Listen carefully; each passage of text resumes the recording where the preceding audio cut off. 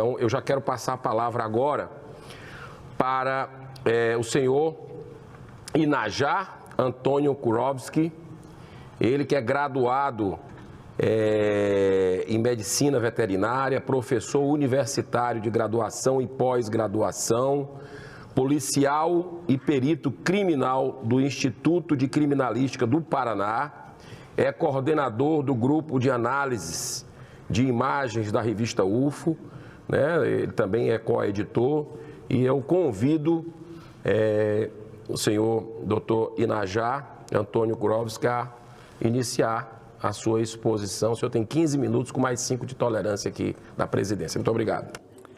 Eu que agradeço. Cumprimentando então o excelentíssimo senador Eduardo Girão, a todos os componentes da mesa, a todos os presentes e a todos os que nos assistem.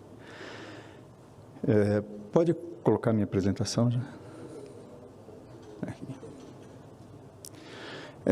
Eu vou comentar sobre abduções, especialmente os efetuados por UFOs no Brasil. Logicamente, pelo tempo, eu vou fazer um condensado, não tenho como prolongar esse assunto, que é bastante interessante, e é uma dos temas mais sensíveis, eu diria, dentro da ufologia. Então, primeiro, definição de abdução, né, que se usa muito essa palavra, que é o ato ou efeito de abduzir, afastar. É o movimento pelo qual, em fisiologia, um membro se afasta da posição paralela do eixo médio do corpo humano, ou um dedo, ou qualquer coisa assim. Então, quando se ergue o braço lateralmente, isso é uma abdução, é um afastamento, afastar, né? Em termos jurídicos, significa, então, rapto por fraude, violência ou sedução, ou seja, você afasta a pessoa do seu normal, né? Definido, então, a abdução. Para a ufologia, ele é usado para descrever, relatar, afirmar ou simplesmente levantar a hipótese de raptos, desaparecimentos temporários ou memórias supostamente reais de pessoas que teriam sido levadas secretamente, contra a própria vontade ou não, por entidades aparentemente não humanas ou de natureza e origem desconhecidas, e então submetidas a procedimentos físicos e psicológicos de complexidade não compreendida por nós ainda. Esses procedimentos podem ser bastante dolorosos ou assustadores, né? Na página do governo, do Ministério de Justiça, tem registrados mais de 700 registros de aparição de OVNIs no Brasil, nesta página que está à vista. Pulando bastante na história, porque há relatos de abdução por toda a história, tanto na Roma Antiga, na Grécia, durante a Idade Média toda, enfim, até a modernidade tem relatos de abdução. Um que eu acho curioso, aconteceu no Brasil no século XVI, em 1558, tinha alguns índios da tribo Temiminós que ajudaram os portugueses a combater os franceses naquela época. E um deles era o índio Araribóia, um cacique. E ele tinha um irmão chamado Manemuaçu, que depois foi batizado na cerimônia do seu casamento e passou a se chamar Sebastião de Lemos.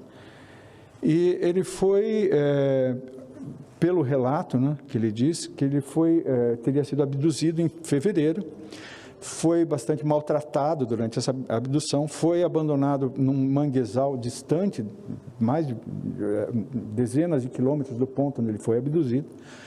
Ele, quando deu por si, ele estava muito aturdido, muito confuso, e foi conversar lá com os padres, né, e os padres disseram que ele estava endemoniado, né, porque ele contava o relato de que seres que, pela descrição que ele deu, seriam demônios, que o levaram e fizeram muito mal a ele, maltrataram, ou seja, aquelas experiências que a gente já viu em diversos relatos de abdução.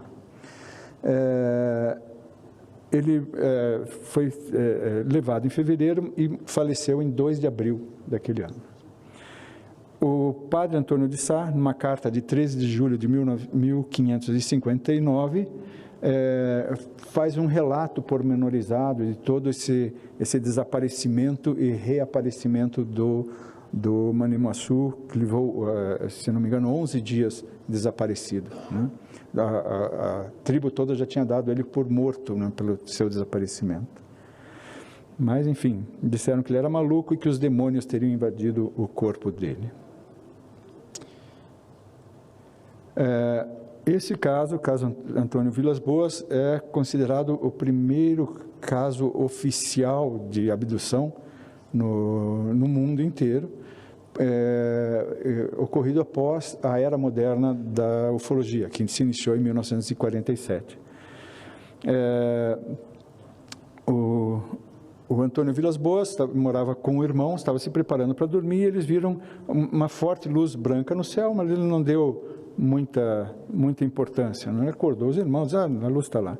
Os dias passaram, até que um dia estava trabalhando sozinho lá com o trator, e ele percebeu que a luz retornou e pousou essa luz, né? Era uma nave, mais ou menos nesse formato que se apresenta ali.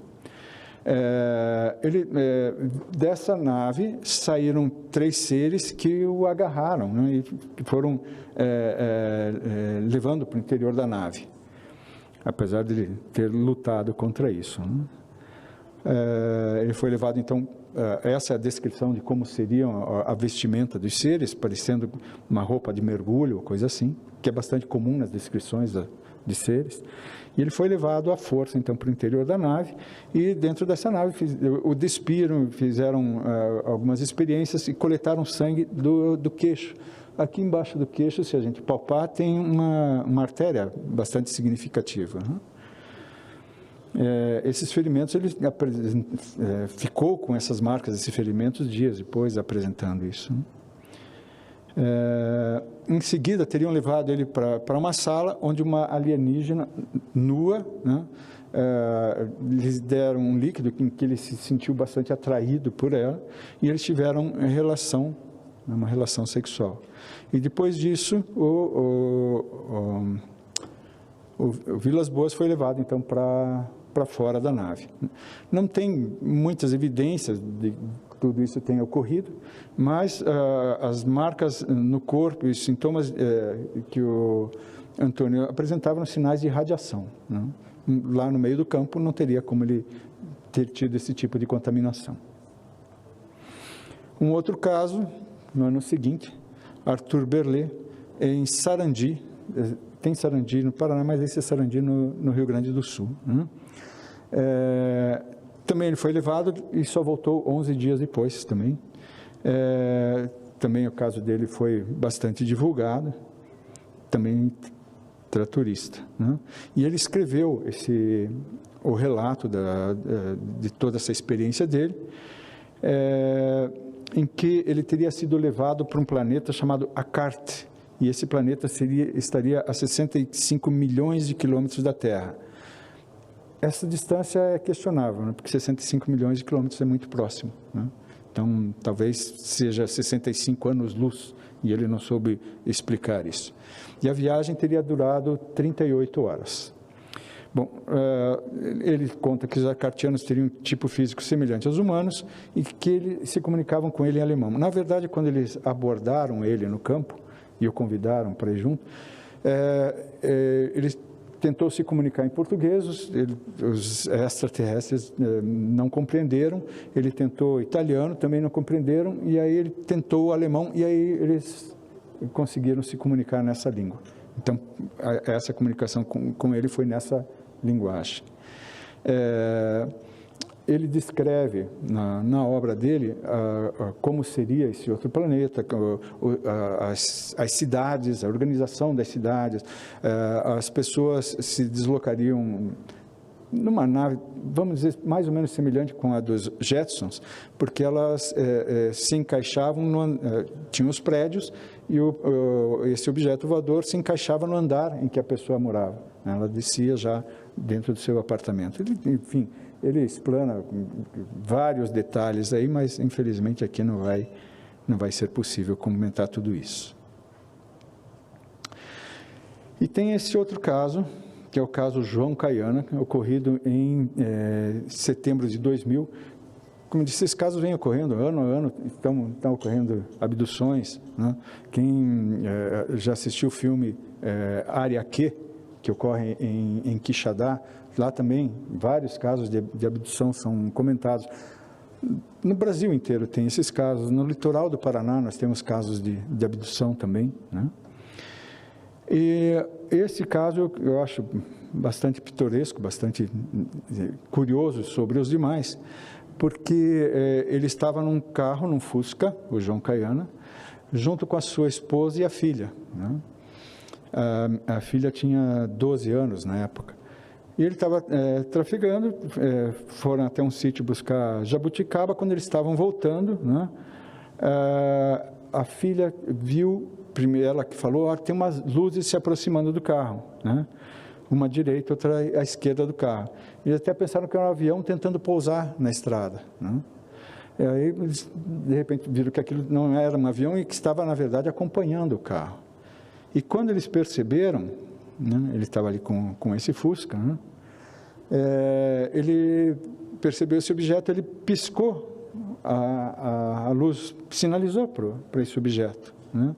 Ele não tinha noção de que iriam responder ou não, e ainda a filha brincou, vem bebê, chamando o objeto. Ele ficou assustado, né? Disse, olha, eu acho que a coisa está ficando séria, né? E realmente foi ficando mais séria. Aí, né? Bom, essa luz ficou muito grande, se aproximou do carro e ele começou a perceber até detalhes dessa nave, né? A esposa dele se assustou, gritou, ele também se assustou, ele ergueram as janelas do carro, né? E quando ele viu, ele começou a sentir um cheiro estranho e ele se sentiu enfraquecido, né? A filha dele desmaiou e o carro ainda em deslocamento, quando ele viu que tinha na estrada uma coisa chamada mata-burro, que é para evitar que os animais passem. É um espaço com grade no chão, que o animal vê aquele buraco e tem medo de pôr a pata, então não passa. Isso se chama mata-burro.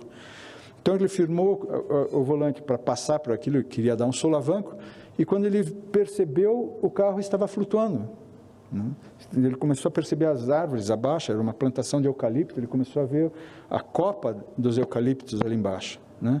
E viu que em torno do carro havia uma luz, um facho de luz, que estaria erguendo o carro com a família e tudo, né?